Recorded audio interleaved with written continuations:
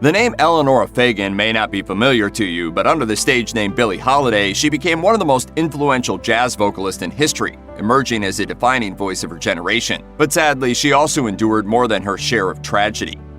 The story of Billie Holiday's early childhood is cloudy. Even her real name is a matter of debate. But by most accounts, she was born on April 7, 1915 in Philadelphia to teenager Sadie Fagan. Her father was musician Clarence Holiday. She spent her formative years in jazz-soaked Baltimore, where she lived in poverty.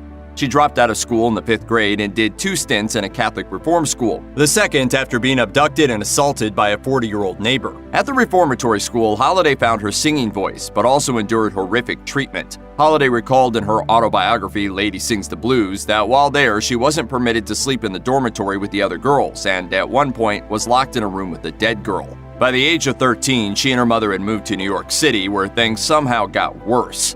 After Billie became the victim of sex trafficking, the authorities, instead of helping her, arrested her and sent her to prison on prostitution charges. By 14, Holiday and her mother were out of jail but desperately poor. Holiday wrote in her autobiography, "The truth is, Mother and I were starving. It was cold. Mother was a housemaid and couldn't find work. I tried scrubbing floors too, but I just couldn't do it." Instead, she began singing for tips at local jazz clubs. It provided enough money for them to live on, but at the age of 18, Holiday hit it big when she was discovered by Benny Goodman's record producer.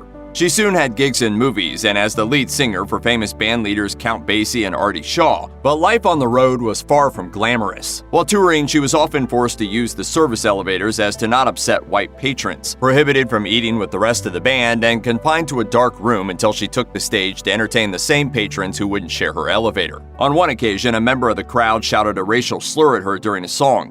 Holiday reportedly lost her temper and was escorted off stage, cutting the performance short. Billie Holiday skyrocketed to fame in 1939 with the independent recording of Strange Fruit, an unforgiving, haunting poem about lynchings of African Americans. The at-the-time graphic portrayal of racial violence became a sensation, but it also put her squarely in the crosshairs of the federal government. According to Johann Hari, author of Chasing the Scream, The First and Last Days of the War on Drugs, the Federal Bureau of Narcotics heard rumblings of Holiday's heroin use. And when she continued to speak out against racial violence and injustice during the Jim Crow era, the feds used her heroin addiction as an excuse to silence her. In 1947, she was busted for heroin possession, and instead of being sent to a hospital to get well as she requested, she was sentenced to a year and a day in a federal prison. She came out clean, sober, and a convict, unable to secure the necessary license to perform in cabarets and clubs. Not long after her release, however, the defiant Holiday played at Carnegie Hall. Holiday had several important romantic relationships in her life, but all were doomed by the shadow of drugs and domestic violence. In 1941, she married Jimmy Monroe, who introduced Holiday first to opium and then to heroin. The marriage ended shortly thereafter, but her drug use continued with her new boyfriend, Joe Guy. In her memoir, Holiday recalled spending the height of her career in luxury and in a haze of drugs. "I spent the rest of the war years on 52nd Street and a few other streets. I had the white gowns and the white shoes, and every night they'd bring me the white gardenias and the white junk." Holiday was unrepentant about her drug use, but in 1957 she married Louis McKay and temporarily got clean.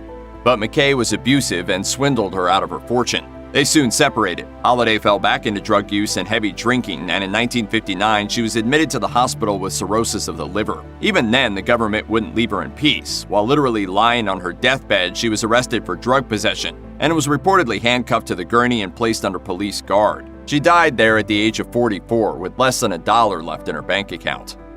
Though punctuated by tragedy, Billie Holiday's life speaks much more to the triumph of perseverance, the strength of conviction, and the courage to bring voice to racial injustice. She made the Downbeat Hall of Fame in 1961, and shortly after, nearly 100 of her greatest records from the early years were restored.